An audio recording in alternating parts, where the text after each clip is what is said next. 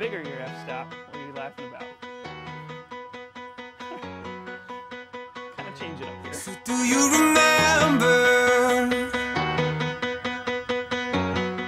Hey guys, it's Kyle, and we're here with our second part to understanding exposure. And last video, Kirby helped me. Our kids are over here, and Kirby helped us to explain aperture and shutter speed and ISO. We're not going to review that. We're just going to do a simple experiment that'll kind of make it click in your mind. You can do this at home and follow along. The best time to do it is it's kind of like a low light situation. So right now the sun just dipped below the horizon. It's kind of low light, so it'll work good at this kind of light if you want to try it at home. So the first thing I'm going to do is just take a picture at ISO 100 at the shutter speed of 2000, so 1/2000th of a second, and at aperture f-stop 8.0. I'm going to take the picture and I'll put it up on the screen. So as you can see, it's completely black. So that just means, if you can remember back to the first video, that there's just not enough light getting into the frame at all.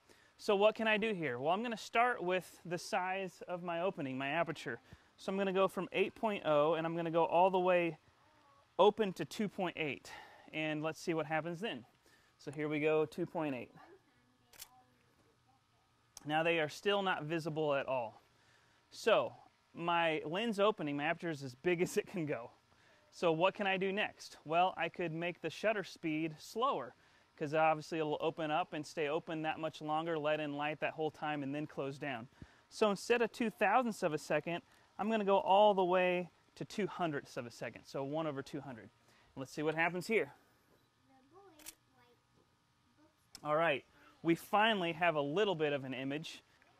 Now there's one thing you need to keep in mind with shutter speed, and that is you can actually have a shutter speed that's so long that you begin to have blurry pictures.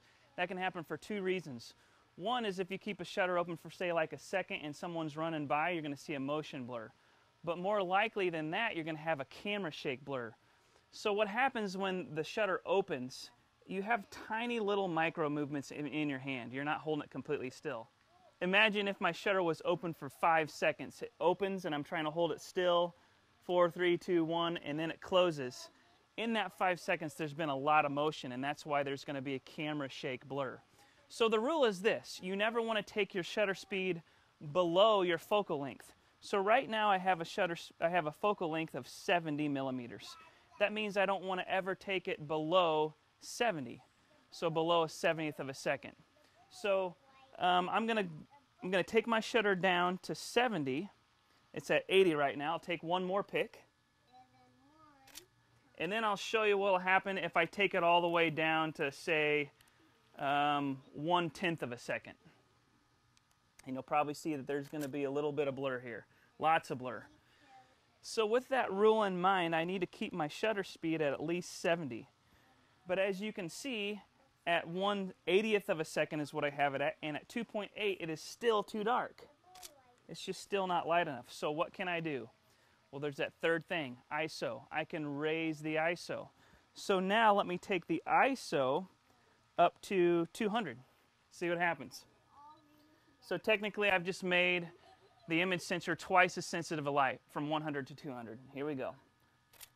And as you can see, we're starting to get there. Now I'm going to take it to ISO 400. Cool. And now I'll take it to 800. And now we're getting somewhere. So at 800, it's starting to look good, and I'm going to take a few pictures here. Hey guys, can you look at me and smile? Oh yeah. All right, so all those pictures were at ISO 800, a shutter speed of 100, or 1/100th of a second, and wide open at 2.8. There's just one other thing that I want to point out about aperture, and it's this: aperture affects depth of field more than any other variable. There is actually a couple other things that can affect it a little bit, but nothing as much as your f-stop. So the wider your lens opening, so the bigger your aperture, the less depth of field you have. The smaller your aperture, the greater your depth of field. So I'll do something real quick. I'll take another picture at f2.8.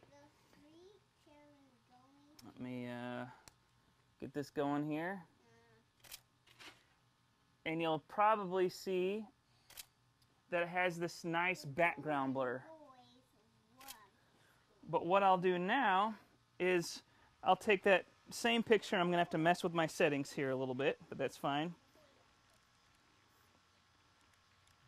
I'll take one at f11, and I'm going to go all the way up to ISO 6400 to do this. Because keep in mind, I went from a big opening to now a pretty small opening at f11. I'll take one more here, and you'll see that there's more depth of field this time. So just keep in mind that a lot of people want that professional look with a blurred background. To do that, you need to shoot with your widest aperture. All right, so go ahead and experiment with that on your own, and those three concepts will start clicking in your head a little bit more. And tune in next time where we're going to wrap this whole big thing up into a nice, tidy bow. All right, thanks for tuning in.